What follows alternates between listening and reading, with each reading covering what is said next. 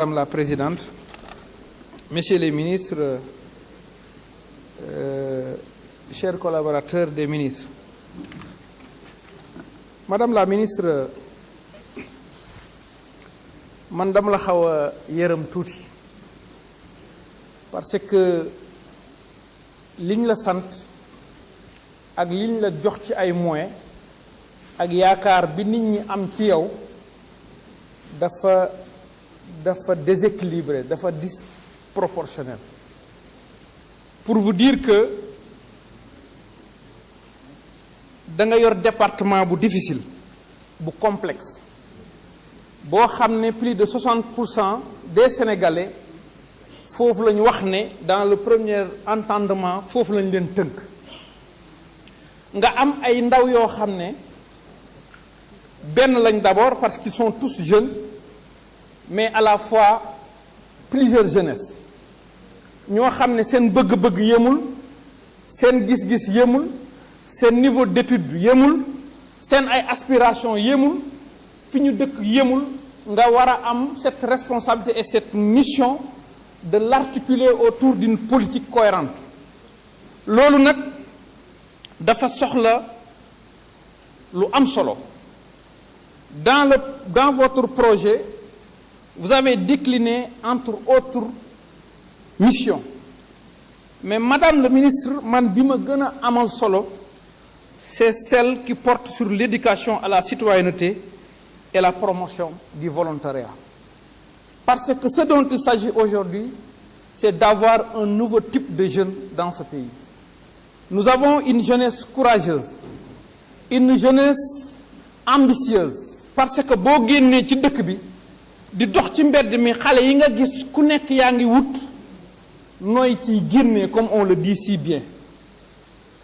ku nekk mi ngi góorgóorlu, ñii ñi ngi dugg ci cag-cag yi, ñii ñi ngi def ambulant, ñii ñi ngi bay, ñii ñi ngi mat, ñii ñi ngi gor. te ñooñu ñépp lenn rek moom moo leen yitteel, mooy naka la ñuy tekkee, naka la ñuy teralee seen ay mbokk.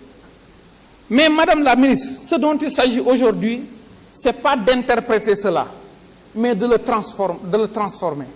Et cette transformation passera par des citoyens modèles. C'est pourquoi jamono jii ñu tollu tey, nous sommes dans un monde qui s'appelle un village planétaire, où il y a le dialogue ou le choc des cultures, où chacun vient avec son identité. C'est pourquoi je pense que cette politique doit être davantage réfléchie et approfondie pour permettre à ce Sénégalais, fii muy toog à partir de son smartphone, muy mun a waxtaan ak adduna bi ak fépp, mu am cette fierté d'appartenir à cette société qui est la société sénégalaise, avec les valeurs yi nga xam ne mooy encadrer, moom mooy cheviller suñu identité de jom, de ngor, de fulla et de fierté. Parce que tey jii partout où vous allez dans ce monde, vous voyez de jeunes Sénégalais exceller, c'est d'ériger en modèle de performance dans tous les secteurs.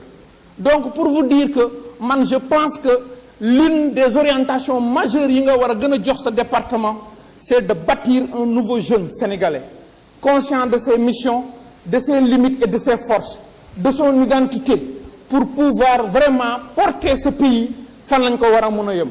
loolu nag nekkul lu yomb, loolu nekkul luy gaaw, mais nag à force d'y croire yàlla mun nañ ci yóbbee.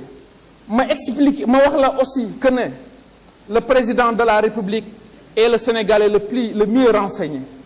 xool na ñu bari ci biir réew mi, mais yow la jàpp ne gis-gis bu mu am yow yaa ko war a mun a doxal. Heureusement que vous l'avez fait dans une démarche inclusive et participative. gis naa yëpp naa ay ndaw yu bokkul ak sa parti, yu bokkul ak sa chapelle politique, yu bokkul ak sa diine, mais vous avez su transcender tout cela pour se retrouver autour de ce qu'on appelle la République et la nation. Je t'encourage et te félicite à t'inscrire davantage dans ce sillage, et vous manifeste la disponibilité de la commission jeunesse-éducation pour vous accompagner dans tout ce que vous aurez à entreprendre dans l'intérêt supérieur des Sénégalaises et des Sénégalais.